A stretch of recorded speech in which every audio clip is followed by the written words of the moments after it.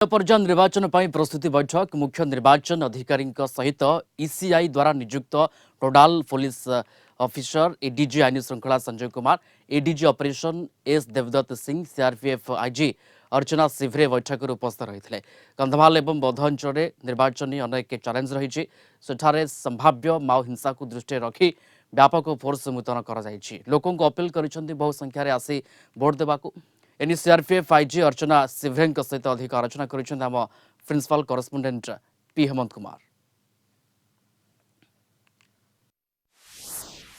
आम सहित अच्छा सीआरपीएफ आईजी अर्चना मैडम अच्छा। मैडम, जो इलेक्शन अभी चल रहा है पहले चरण में, उसमें कैसा हुआ है? क्या प्लानिंग आपका सही रहा राज्य सरकार की तरफ से, और दूसरी चरण के लिए क्या व्यवस्था है? पहले चरण के जो इलेक्शन हुए, इसमें हमारी जितनी भी सीएपीएफ फोर्सेस थी, सीआरपीएफ, बीएसएफ, आईटीबीपी, ये सब फोर्सेस डिप्लॉयड थी। एंटी नक्सल ऑपरेशंस, फ्लैग मार्चिंग और इवन बूथ के ऊपर डिप्लॉयमेंट था, क्रिटिकल बूथ के ऊपर, और पेट्रोलिंग भी था। तो आपने जैसे देखा कि बहुत ही अच्छी तरह से, शांतिपूर्ण तरीके से, एक बहुत ही सुखमय माहौल में ये इलेक्शंस हमारे 4th फेज़ के कंप्लीट हुए। और इसी तरह से हम लोगों ने 5th, 6th, 7th फेज़ के लिए भी अपना पूरा स्ट्रैटेजी बना रखा है और हमारी पूरी तैयारी है। और जैसे मालकानगिरी में इतना बड़ा आप बहुत अच्छा किया, एयर एम्बुलेंस रेडी किया, हेलीकॉप्टर में नुआपड़ा में हुआ, तो कैसा रहा, मतलब चैलेंज कैसे रहा फर्स्ट फेज इलेक्शन का? नहीं, फर्स्ट फेज़ इलेक्शन जो है काफ़ी चैलेंजिंग था और नक्सल अफेक्टेड डिस्ट्रिक्ट्स थी और बहुत सारी इस तरह के गांव थे जहां मैंने सुना है कि लोग पहली बार वोटिंग के लिए निकले। तो नक्सल अफेक्टेड होने के कारण आस्ते आस्ते तक वहाँ वोटिंग के लिए नहीं निकले थे। तो इतना अच्छा परसेंटेज 74-75% जो रिपोर्टेड है उड़ीसा का, one of the highest in the Naxal regions.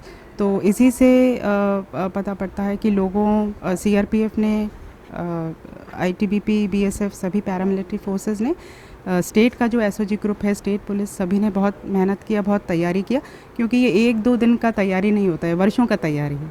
पिछले इलेक्शन में कंधमाल में एक पोलिंग पार्टी का ये होता, आप उसके नज़र पे क्या तैयारियां करेंगे अभी? ये जैसे मैंने आपसे कहा कि एक दिन की तैयारी नहीं होती है, ये तैयारी काफ़ी पहले से चल रही है। काफ़ी पहले से उड़ीसा में 10 साल से बीएसएफ है, 10 साल से सीआरपीएफ है। तो हम लोग 10 साल से यहाँ एंटी नक्सल ऑपरेशंस करके, और यहाँ के स्पेशल ऑपरेशंस ग्रुप ने धीरे धीरे नक्सलिज्म को उड़ीसा से समाप्त किया है। तो इसीलिए ये बहुत समय से इसकी तैयारी चल रही है और अब हम पूरे विश्वास के साथ में और पूरी तैयारी के साथ में ये 5th, 6th, 7th फेज़ के भी हम इलेक्शंस करवाएं। जो वहाँ पे केकेबीएन का कॉरिडोर है और छत्तीसगढ़ से जो अभी वहाँ पे इलेक्शन हो गया, वो लोग सब इन्फिल्ट्रेट करके अंदर आ रहे हैं, तो वो कितना चैलेंजिंग है उनका लोग ना? जॉइंट ऑपरेशन चल रहा है। केकेबीएन का कॉरिडोर शायद कभी था, आज के दिन में जो आज की स्थिति है उसमें केकेबीएन का वहाँ कोई कॉरिडोर नहीं है। और बौद्ध में आपने जैसे देखा होगा कि लास्ट 2 महीने में हमने जो ऑपरेशंस किए हैं पिछले 2 महीने में, उसके कारण वहाँ पर काफ़ी जो नक्सल है उन्होंने सरेंडर किया, काफ़ी नक्सल अरेस्ट हुए और कुछ नक्सल वहाँ पर न्यूट्रलाइज भी हुए हैं। तो इस कारण से जो थोड़ी बहुत कोशिश उनकी थी कि ये कॉरिडोर को एक्टिवेट करें और बौद्ध में अपना एक बेस स्थापित करें, तो वो पूरी तरह से टूट चुके हैं और आज के दिन में वहाँ पर एकदम शांतिपूर्ण स्थिति है। उतना तो नक्सल के पास में अभी वहाँ ना आदमी है, ना इतना मटेरियल है कि वो कोई आईईडी वगैरह लगा के इस तरह से जो है डिस्टर्बेंस क्रिएट कर सके इलेक्शंस में। लेकिन फिर भी हम लोगों की पूरी तैयारी है और हम लोग ये विश्वास से कह सकते हैं कि वहाँ पर भी बिल्कुल incident free and fair election हो। नोडल ऑफिसर होने के नाते आप वहाँ के जो वोटर्स हैं कंधमाल, बौद्ध, उस एरिया में जो सेकंड फेज़ में है, जो मेजर फोकस है, उनको क्या मैसेज देना चाहिए? उनको मैं यही मैसेज देना चाहूँगी कि हमारी इतने वर्षों की सतत जो मेहनत है और हमारी ये जो तैयारी है, खासकर पिछले 6 महीने से हम लोग इस कार्य में जुटे हुए हैं कि इलेक्शन के समय किस तरह से कोई भी प्रकार की हिंसा नहीं हो, कोई भी प्रकार की नक्सल घटना नहीं हो।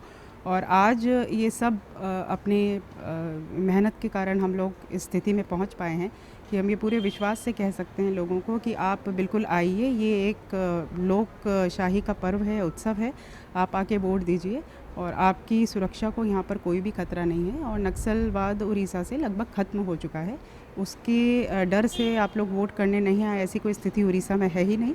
पैरामिलिट्री फोर्सेस की 175 कंपनियाँ उड़ीसा में तैनात होंगी। 165 आज है, 10 कंपनियां और आ रही हैं, तो 175 कंपनियों के साथ में जो चप्पा चप्पा इस तरह का इलाका है जहां पर कहा जाए कि नक्सल शायद घुस सके, उसको पूरी तरह से हम लोगों ने घेर रखा है। तो कहीं से भी छत्तीसगढ़ से कि झारखंड से वहाँ नक्सल घुसे, इसकी कोई भी संभावना नहीं है और बिल्कुल शांतिपूर्ण तरीके से वहाँ पर चुनाव पूर्ण किया जाएगा। मतलब ये कहा जाता है कि उनके पास सैटेलाइट फ़ोन से UBGL है और जो ड्रोन है, तो उसके कैसे मुकाबला करेंगे?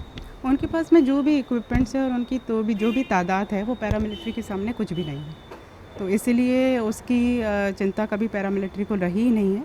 और बल्कि अब जिस तरह से छत्तीसगढ़ में भी सरकार उनको कह रही है कि आप लोग आइए, नक्सलवाद को छोड़िए, मेन स्ट्रीम में मिलिए और आप अगर इन्हीं आदिवासियों के लिए काम करना चाहते हैं तो सरकार के विरुद्ध नहीं, सरकार के साथ मिलकर करिए। जो भली भाबरे मुक्त अबाध और निरपेक्ष भावरे प्रथम पर्याय निर्वाचन होइछि, द्वितीय पर्याय मध्य सेही भली निर्वाचन विशेषकर कंधमाल और बौद्ध तांकर टार्गेट रही, सेथिपाई संपूर्ण भावरे प्रस्तुत रहिचंती।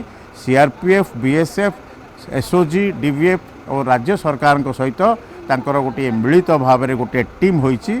तो निश्चित भावरे आशा करा जाउछि कि यह शांतिपूर्ण और अबाध निर्वाचन। वीडियोग्राफर पीयूष बाइकरांग सहित P हेमंत कुमार, कलिंग टीवी।